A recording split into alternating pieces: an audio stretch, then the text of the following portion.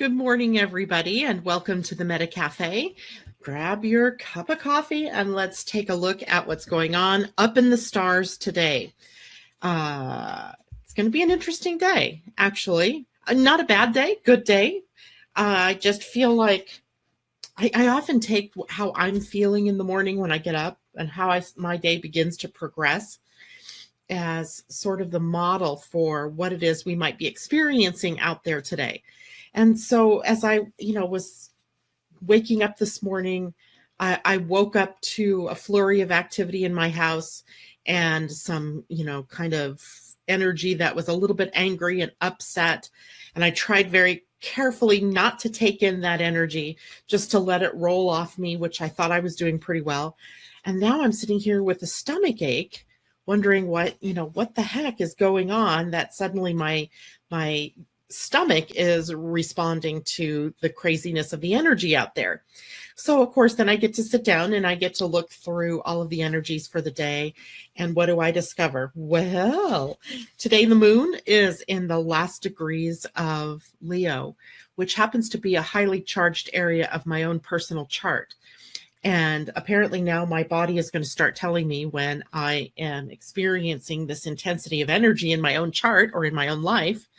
And that's exactly what's happening here, as one after one, the moon was hitting my Uranus, my Mars, my North Node. Then it will go on later today to hit my natal Pluto and my natal moon, highly charged. So maybe I'm in anticipation of how each one of those energies will be revealed during the day. But for most of you who don't have that kind of lineup going on in your own chart, if I stand back and I look through as much objectivity as I can, today is not that horrible of a day. The beginning of the day here, like I said, the moon is in the last degrees of Leo, and ready as we are getting into the latter part of the day to move on into Virgo. So part of the day, more lighthearted, perhaps more creative energy being expended, more ideas and inspiration. Good morning, Michelle Brooks. Good morning, Mimi. And good morning, Suzanne. It's good to see you all out there this morning.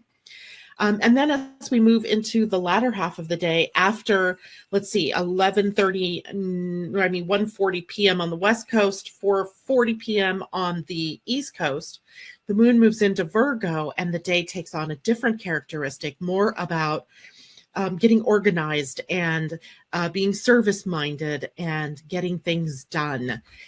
Leo, I remember yesterday I was thinking, wow, I really don't want to work today. I got my work done and then I went outside. I started pulling weeds, anything just so I could stay outside, right?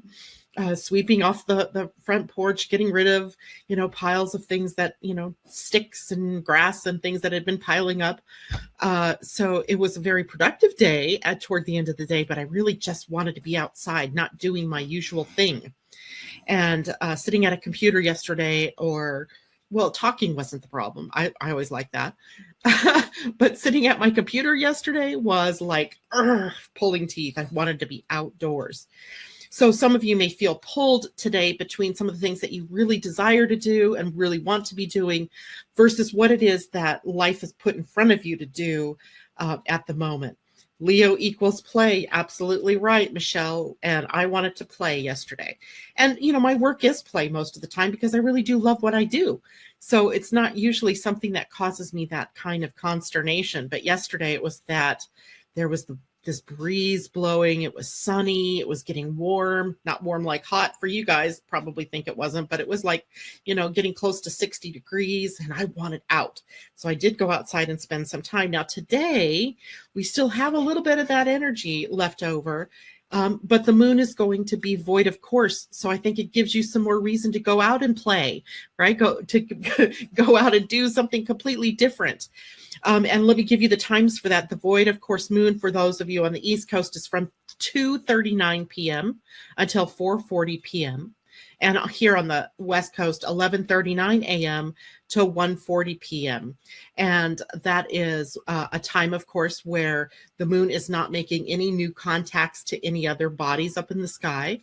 And so it brings us to a lull in the energy where things like yoga or meditation are more favored. Taking a nap is more favored than taking action on anything, at least any new action, right? If you're in the process of something, that's a different story. But if you are trying to begin something, you're going to a job interview, or you're in some way starting something, then what you're going to find is that it probably doesn't go very far, or it gets delayed, that kind of a thing. So the void of course moon is important to note.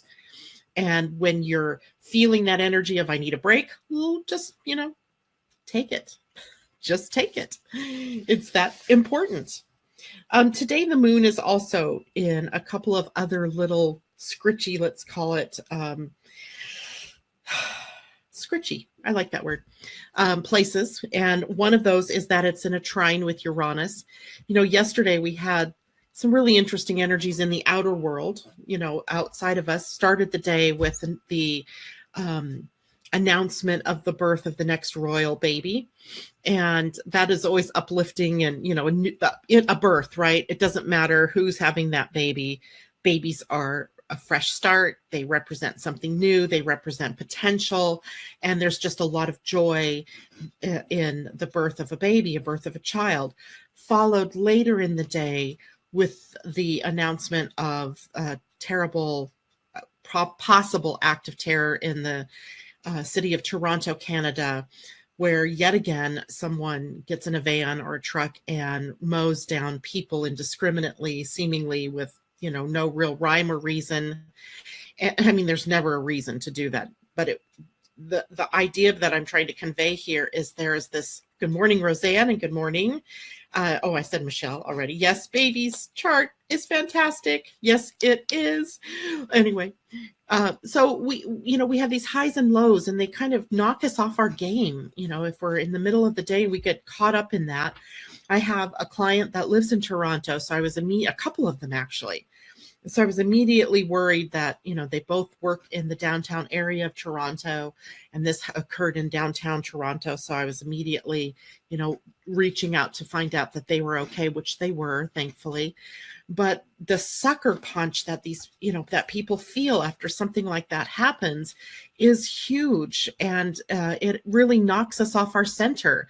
And it makes us even question, what is going on in this world, right? Every time now, we in the United States I feel like we're getting kind of numbed to all of these big things that happen like that.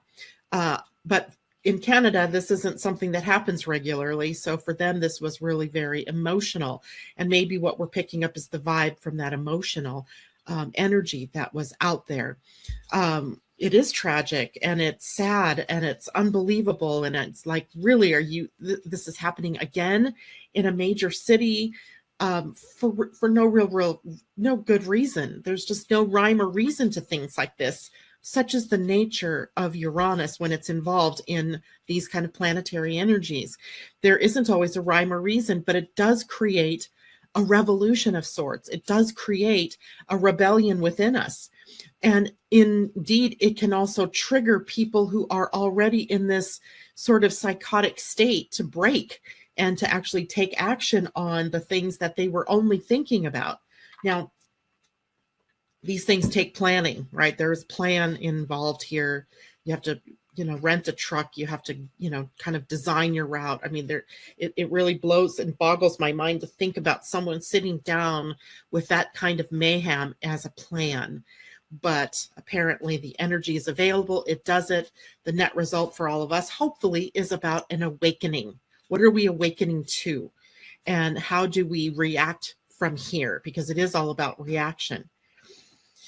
So that's still going on. And in play is also, let's see, today's the 24th, is also a square. The moon is squaring Venus. Not necessarily a bad thing, but it does recall our connection to value, to the emotions of love and relationship. And then the moon is also in a trine with the sun. Remember, last week I said on Sunday, the moon was going to be in that crisis of action point. It was going to be, that first square is always like, okay, where do I go next? There's a block in my pathway.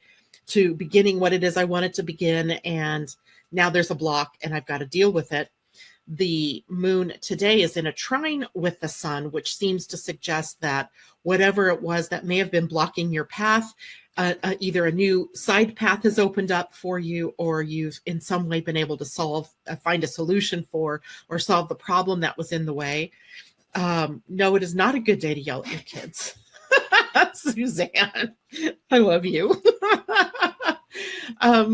Send your kids to school, protect them, love them, hug them, do whatever it is that you normally would do, but with more love and more patience needed. Oh, goodness. I know sometimes our kids can be our biggest challenges, right?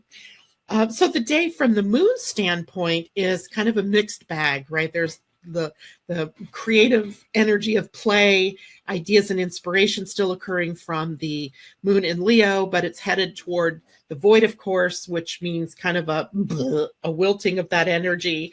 And then we go into Virgo, where now, it is the energy of organizing and, doing all of the work and the service to kind of decluttering things. So an interesting day that way. What I do want to talk about today is something that's been building, and I think I've probably alluded to it over the last couple of weeks as we've talked about Pluto and Mars and Saturn and the Black Moon Lilith, all four of them in the sign of Capricorn. And Mars, being the faster moving planet in the gang, is now moving toward its conjunction with Pluto. Now, Mars really only conjuncts Pluto once every 2 years, which is probably a good thing, because this is a pretty dangerous, full of potential energy of, well, let's just look at it. First of all, the planet Mars is a planet of action. It is the masculine principle. It is assertive. It is at times aggressive energy, and it's seeking expression out in the world. It's what propels us toward action. It is also the energy that makes up sort of Aries. Or Mars is the ruler of the sign Aries. Aries is bold. It's adventurous. It dares to do things. So we have this energy of daring. We have the energy of taking dynamic action forward, and sometimes in a very assertive or aggressive manner. And it's meeting up with the Lord of the underworld, right? The Pluto, the god of hopefully empowerment. He can be considered the god of death and regeneration, god of death or regeneration, or is regeneration a death leading to a rebirth? So we have two very powerful players who absolutely are important in the grand scheme of things, who also happen to be the co-rulers of the sign of Scorpio. And so my Scorpios out there may be feeling the pressure, may be feeling this building of their two ruling planets into this conjunction. So we have the energy of passion, the creative expression of passion. That would be like the highest side.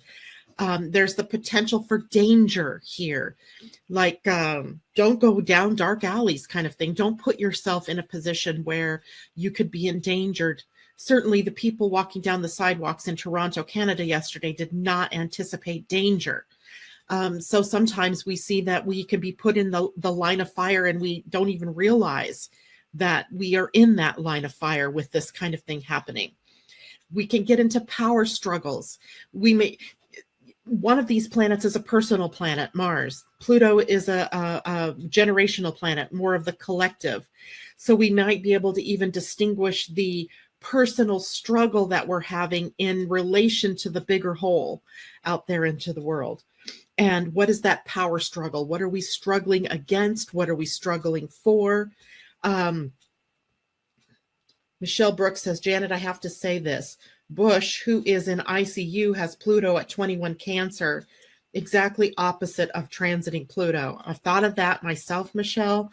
I also intuitively wondered if, because these two, he and Barbara Bush, had been linked for so many years as a unit, if her passing would signal his passing as well. So many times you hear this with elderly folks. When one dies, the other one dies within days, almost as if they can't bear the thought of being on the planet anymore without that person.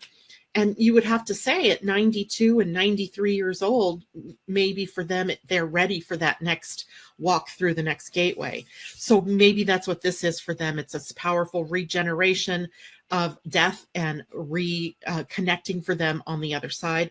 We'll have to wait and see whether our ex-president is able to pull through this or whether he passes through the gates into death and beyond. So interesting. I agree they were linked, and her passing probably does mean he's passing. I've seen it as a nurse. Yeah, I agree. It is very powerful to say that happens. And I had a psychic once tell me that my husband and I would live to be very old, and that we would pass within days of one another. And I think of that same sort of scenario, is that one passes and the other can't, function it without that other half of them. And a lot of times that happens out there. So it's an interesting thing that we may be dealing with that as a collective, and facing the ultimate energy of regeneration, death and regeneration through Pluto. This is also warrior energy.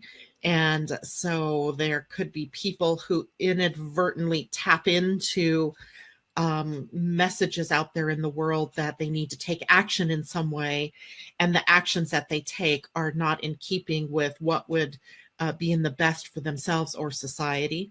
There is either a drive to destruction going on or a drive to regeneration. This is on that subtle, more unconscious plane that we're tapping into here. So for my part, I say, hey, let's regenerate, right? We've got Venus moving into Gemini here today. That gives us the ability to form words, to put voice to our feelings, to put voice to our values, to really take action and really say what it is that needs to be said, tapping into the truth perhaps. And now I want to look at Mars and Pluto through human design. Remember, let's see, was it last week when we were talking about Pluto moving into retrograde, and I did a pretty thorough explanation of the gates that Pluto would be retrograding back into. Dang it, I forgot to turn that phone off. Sorry, if you hear the phone ringing, just ignore it. So we talked about the fact that Pluto in gate 61, which is the gate of awe and wonderment, or the gate of psychosis at the lower end of the expression.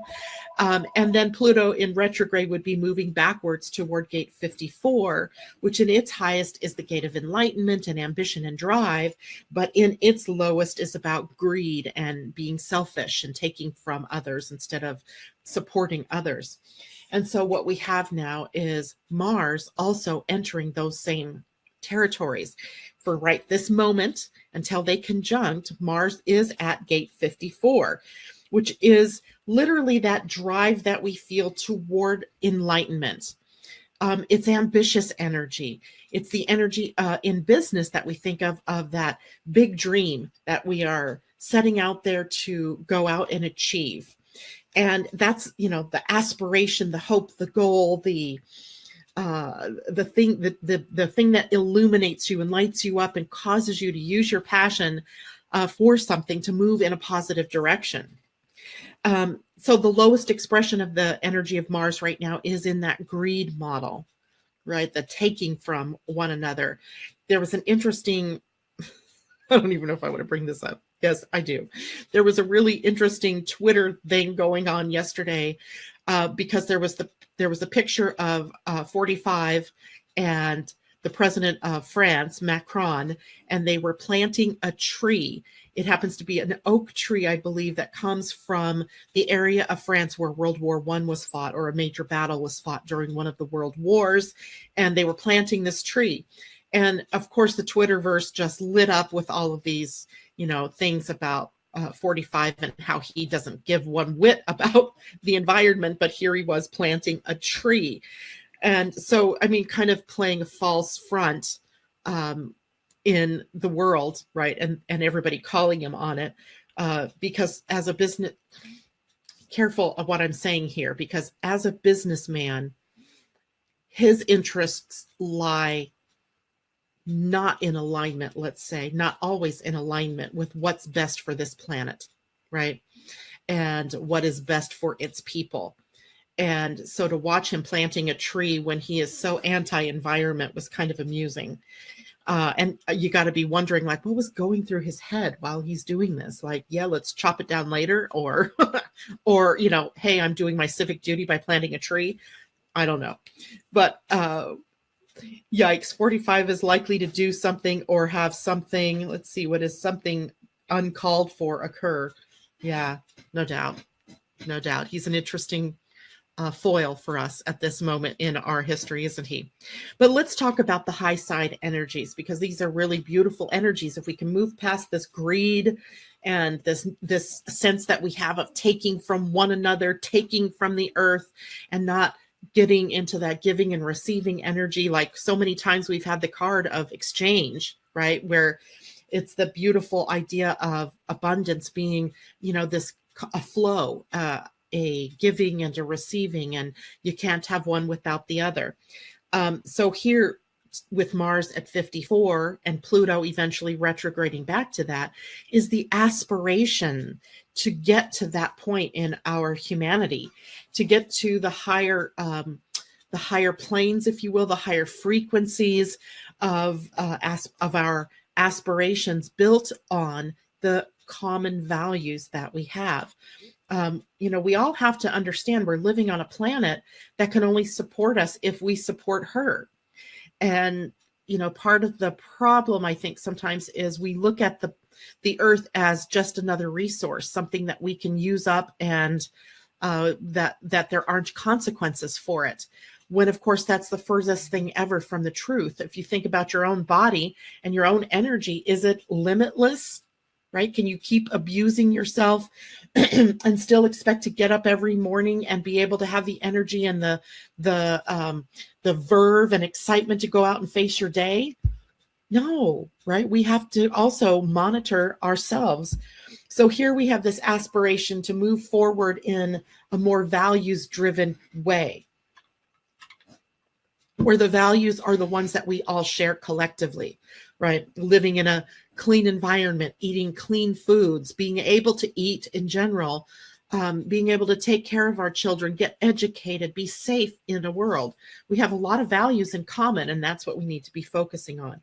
The highest expression in gate 54 is ascension, really moving into that high frequency energy where we are living and loving and taking care of and nurturing and valuing everyone for their contribution, not for the color of their skin or how much money they have or what they can do for me. So it's a really great energy if we can use it appropriately, if we can use it positively. Now, Mars, after that point, that's where it is right this minute. It's been there for the last few days. It's still there up until the 26th, when Pluto and Mars conjunct at gate 61. Now, we talked about gate 61, where the lowest expression is psychosis. The gift level is inspiration, and the highest level is sanctity.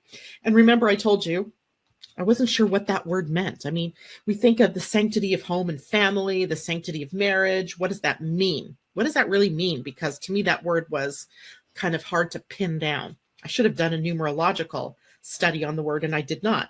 But when I started really looking for a good definition of sanctity, what I came up with was actually in Richard Rudd's book, The Gene Keys, and it was about being one with the divine. So the highest inspirational energy, the highest inspiration that we can get with gate 61 is being one with the divine, or maybe we remembering that oneness with the divine. And in that then is the awe and the wonder of being alive on this planet and seeing the life and the consciousness in everything around us, animate and inanimate objects, right? I see life and wonder and awe and consciousness in rocks, right? They tell a story, they hold history, they have a sentience, maybe not the same kind of sentience that we think of for a human, but certainly there's a sentience there. Trees. Have you ever walked through a you can't be blasé about walking through a forest, right? If you're really tuned in, there is so much going on in a forest. Suzanne saying yes. I mean, I've walked through many forests. I live in the Pacific Northwest, and it is awe-inspiring every time. Every time I walk by a tree, you can sense it. So there, and animals and plants and people, we all carry this. There's this common thread that links us all.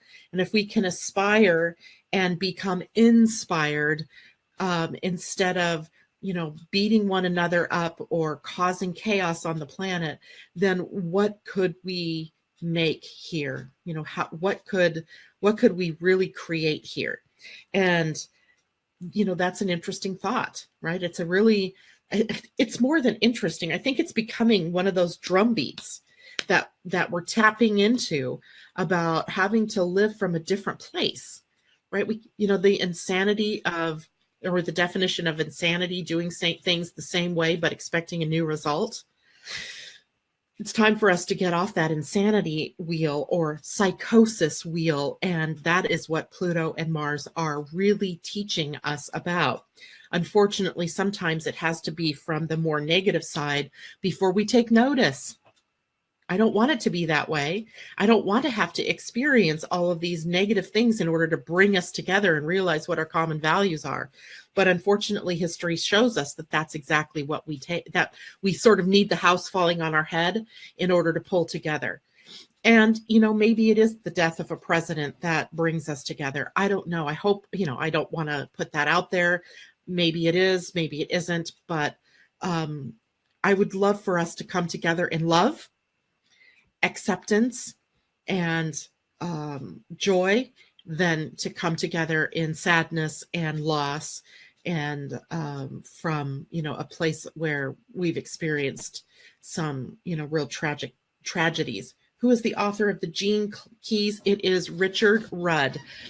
Let me show you the book so you can see. Richard Rudd, R-U-D-D. Juicy book. It's Unlocking the Higher Purpose Hidden in Your DNA. Look how thick this book is, guys. This is not a book that you read overnight. This is not a book that you sit down and go from page 1 to page 600 and something. Okay, 500 and something, 530. It's not that kind of book. It is more of a sacred text. It's how I kind of look at it. So, for example, I'll go through and I'll see, okay, I need to look up gate 61. So then I am turning to gate 61, and I am then reading whatever it is that inspires me, that I'm inspired to read. Today, I was looking for the answer to the sanctity question. So I turned to page 493 in my book and started reading about the 61st gene key, or in the highest expression, which is sanctity, entering the unknowable.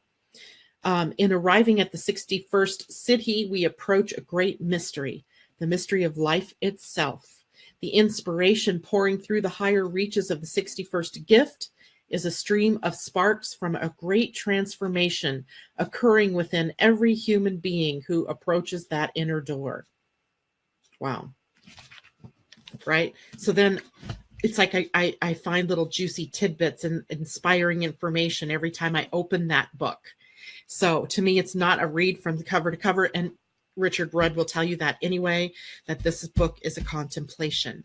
And usually what I tell people personally, when you begin your journey through it as a contemplation, look up your human design gene key sun, the gate that the sun is at in your human design chart, the conscious sun, and start there.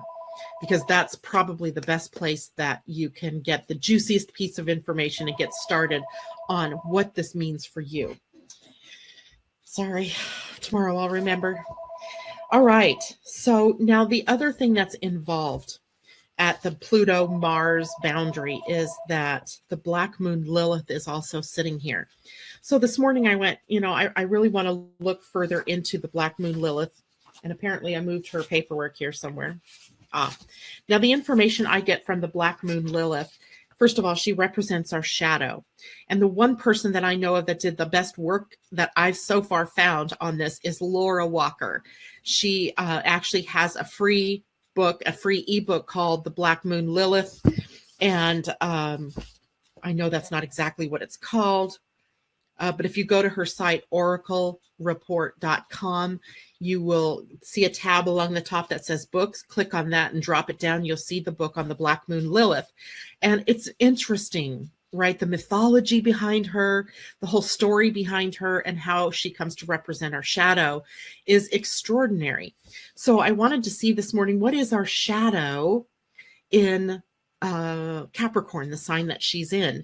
And of course, the theme in that placement is the shadow of control.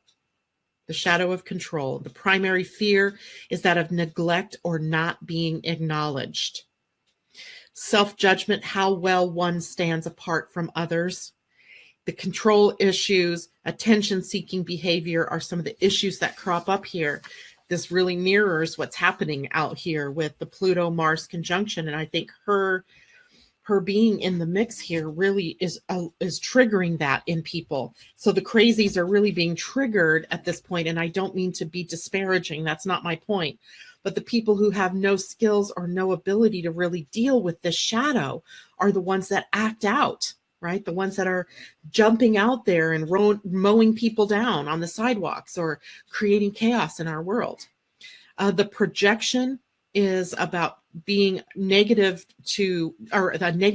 reaction to bossy, showy, or attention-seeking people, and rebellion against being told what to do, kind of like a teenager. I love it. The goal to be comfortable when not in control, and to stand up for oneself. So healing and transcending this becomes the bigger piece, right? So we kind of know, we've seen these control issues. We've seen a bunch of the, icky stuff out there, but how do we work with this? So I want to read this to you. Again, it's from Laura Walker's book on Black Moon Lilith. When the Black Moon is in Capricorn, we need to examine what we are trying to control. We also need to give ourselves the recognition we seek. When we are able to do this, there's no longer a drive to ensure that others follow our wishes, because we already have what we need. So you can examine where you need to have your own way. Observe yourself carefully. Are you telling someone how, when, or what to do? Practice allowing others to go about tasks in their own way. Ask others what they would like to do and then do it. Enjoy the feeling of not being responsible for everything. Freedom, spontaneity, and a joyful feeling for life will return when the pressure to be a certain way is removed. So the path to freedom is in letting go of control. Love it, right? The path to freedom is in letting go of control. Well, I guess I'm going to leave you all with that today, right? So my Scorpio friends out there, take heart. This too shall pass. This intensity that you're feeling right now can only be mitigated by bringing more joyful expression, creative energy into your life, going out into nature. Those of you who are Taurians, the sun is by opposition now, triggering all of that energy. So Pluto and Mars. So go out there and play, have a good time. Remember to be careful of where you are and how you're using your energy. And this too shall pass. We'll be out of the danger zone, I'm guessing, in the next few weeks. Be prepared, as once Mars moves out of Capricorn and into Aquarius, he begins to prepare for his retrograde station. We'll be talking more about that because that doesn't occur until June. But you know what? Look at today, we're in April, at the very last week of April. Who knew that, almost 4 months of the year gone? It's incredible how time is flying. So let's enjoy every moment where we are and live, love, and be in each other's lives in a positive way.